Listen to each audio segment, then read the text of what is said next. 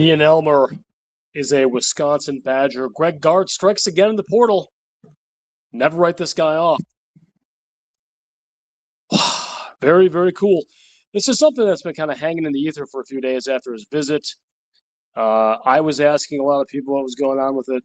A lot of people were asking me what was going on with it.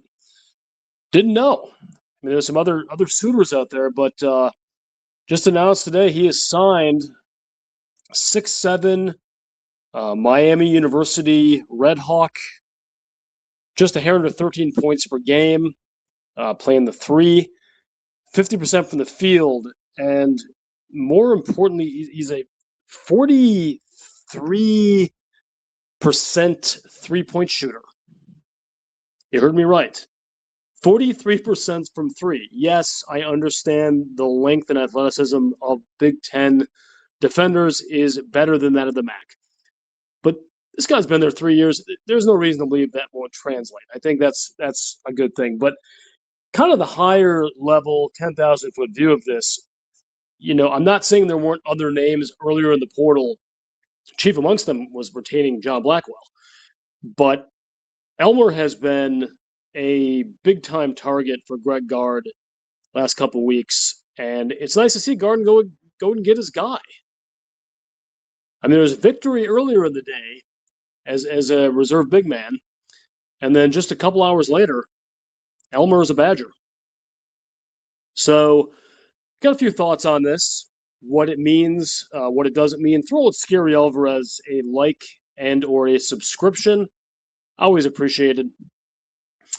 But, one thing that, before we dive in too much into the player, and again, I saw a great, they don't need hype from me, but a really, really good breakdown on Locked On Badgers.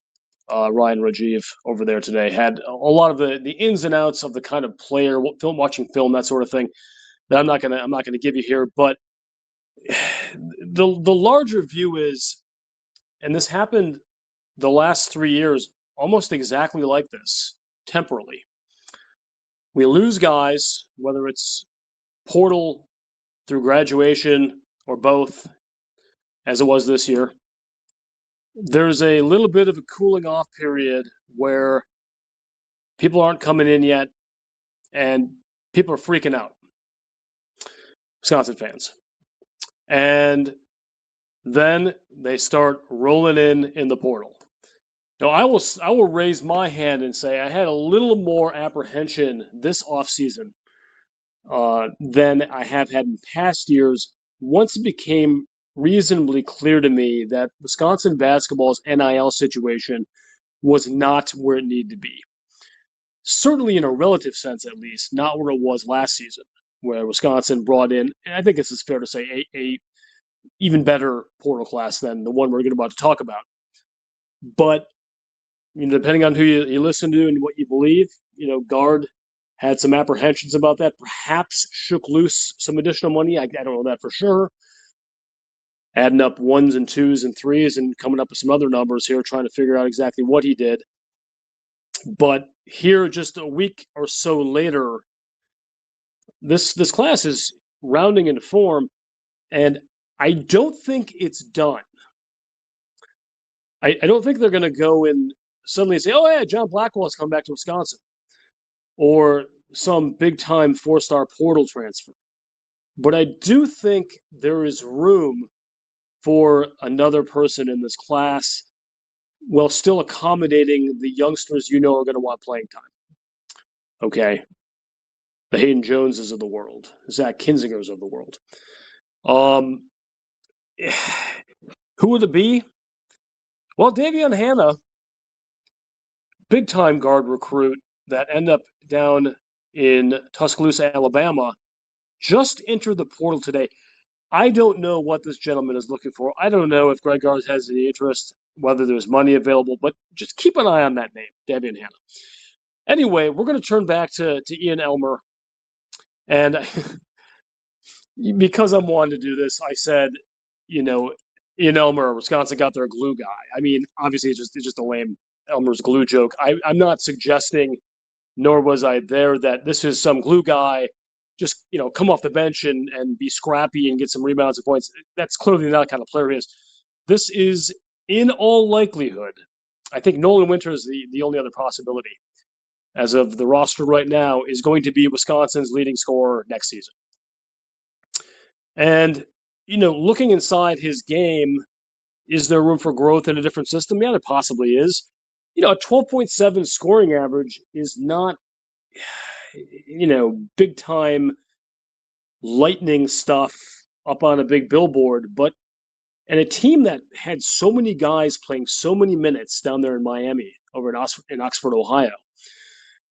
Averaging 13 a game is pretty impressive. It's not like he was a volume shooter and didn't make that many shots. I mean, he was relatively efficient in the shots he took.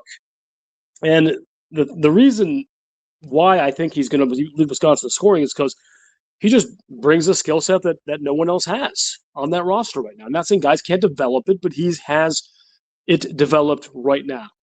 He is that guy. He is not a slasher who's going to live at the free throw line like John Tonji. I want to reorient everyone's expectations accordingly. I'm not saying there can't be elements of his game that take a step, that are refined, that are retrofitted to fit Greg Gard's system, where it is good to have someone who slashes and gets to the rim. If he ends up being that kind of player, that's going to have to be developmentally a part of his story. Because he really isn't. I'm not saying he never goes to the rim. I'm just saying he's not. I understand he's a different position. He's not Nick Boyd. Okay? That's just not what he does. And he's not John Tonji. Not John Blackwell. He's not a go to the rim and live with the free throw line guy. But they're going to need him to be some sort of slasher. And that's as an aside, that's part of why I'm keeping the window open for another player in this class, because there just aren't a lot of slashing athletes, guys, who are going to take it to the rim. Just not there. Can they live in with good spacing and pick and roll stuff? Can they live without it? Yeah, but they've kind of had a guy who's done that, or more than one guy who has done that, as this new offensive identity under Greg Gard has developed. I think it would make it a little bit harder to be as effective and efficient offensively if you don't have a guy that can do that. We'll see, though. I mean, again, you got to see these guys in a gym and see how they play off each other. But I do think that Elmer's what's in his tool bag is going to be grown this year. We'll see. I mean, maybe Gard gets him in there. That's just not him. That's not who he is. But he's got the size. He has decent athleticism. This guy's not a jump out of the gym guy, and that's pretty clear. But wow, I really like this. This is, and in no disrespect to Autry or Victory or Foxwell, the point guard, who was a recruit, but I consider him a portal guy. But I'm pumped with Elmer, if for no other reason, because it became, as I noted at the outset, very clear just how much Greg Gard wanted this guy in Madison. And Gard, who is one to operate in the shadows in the transfer portal, he did that a lot with some previous classes. You don't hear about a guy, suddenly he's on the Badgers. This is a guy we knew about. This is a guy that I don't think there's any secret that Gard wanted him, and there was some competition. There was some legitimate high major competition for this guy. So I don't know whether they shook some money loose or just they sold the vision to him or he loved the Kohl Center. There's a lot to like about, I say this, obviously money is important. I'm not going to denigrate that. And I'm not going to criticize anyone who leaves because they don't think they get enough. That's John Blackwell I'm talking about. I mean, hey man, go make your money. But taking money and hitting the pause button on that for just a second, I'm presuming he's getting compensated fairly. There's a lot to like about this program right now. The cynical amongst us will say, well, he screwed up in March again. And look, I died those deaths with you guys. I was reeled down, as you heard in my podcast, after the High Point loss. But I'm talking about a player who can come in and thrive in a system that features and mines offensive talent and makes it better. There was no better version of Nick Boyd. This was his 5th season playing. No better version of Nick Boyd than the one who played for Wisconsin last year. Okay? That's just one example. But, there was no better version of John Tonji by a long margin than the one who played for the Badgers a couple years back, who, by the way, was playing in the NBA at the end of the season this year. Yes, there were some injury issues with the Celtics, but guy's in the NBA this for his rookie year. He's getting legitimate NBA time. You know, I don't think that the Badgers are an NBA factory, if we're being perfectly honest. But I think Nolan Winter's going to be an NBA player. I just think it's, for a guy who I'm almost certain that Eian Elmer has his eye on the league. At a minimum, pro basketball, but probably on the league. There have been some recent developments, and higher scoring and higher tempo is one of them that is easier to sell for a kid in the transfer portal than just 4 years ago, let's say, when Wisconsin's winning games 63-59. With Hepburn was on the team, and Hepburn was a good, he's an awfully good player. So I'm not sure it's like Hepburn is emblematic of the team not being a good scoring team. That's not what I meant. But he was the primary scorer. He was the guy that, you might remember then, anytime there was any shot clock expiring or game clock expiring, it was ISO Chucky ball. Well, now we have an offense where, I'm not saying that never happened last year occasionally, but we have an offense where there's so many different options, and I think that's going to be the case again this year, where you can't just, look for one guy to do everything. And Elmer, well, I think he's going to increase his scoring average probably significantly. It wouldn't be a bit surprising to see him around 20%, or 20 points a game, rather. If he's around 20% in anything, something's going horribly wrong. I expect that shooting percentage from 3 to stick around 40.